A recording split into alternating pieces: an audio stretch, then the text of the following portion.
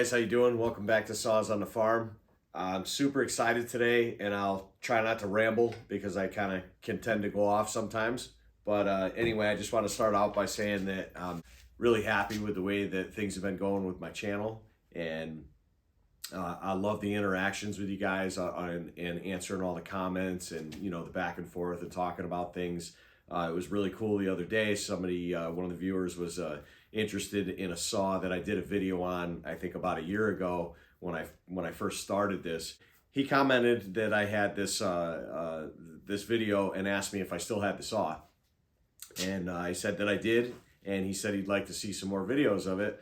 So I said, you know what, I'm gonna break the saw out and do a video for him. So I had a blast doing it. I pulled the thing off the shelf and threw a bar on it and got it out, ran it, tuned it, did some cuts with it, made a video. It was the Lombard 5.1, and I had fun doing it. And so far it looks like everybody's interested in the video, but I just love doing that kind of stuff. This is all really fun for me, and like I say, rambling on. I ramble like crazy. But anyway, I wanted to show you something cool today, something that I got, something that I've been looking for over a year now, and I just can't find. So just came in the mail from Canada. I finally got my hands on a McCulloch full wrap handle. So I'm really excited to have this, to get one in my hands and see exactly what the proportions are. Where I live in the States on the East Coast, Connecticut, we never had saws like this around here, and if they are, they're few and far between. And at this point, I said these things are like hen's teeth. They just don't exist, right?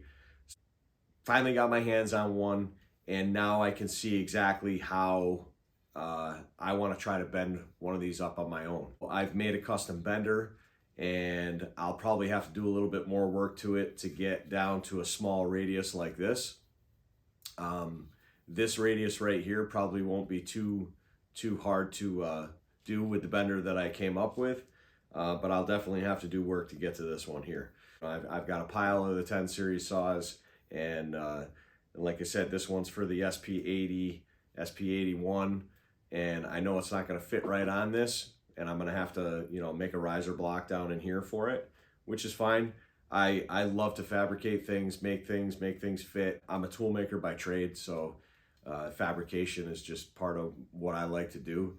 And being on the farm here over the years, you got to make a lot of your own stuff. You make things work, right? I'm going to be doing that, and hopefully you guys are interested in that and you want to watch some videos on it. But yeah, I just want to thank everybody for watching and all the comments. I'm having fun doing this, and thank you guys. I appreciate it.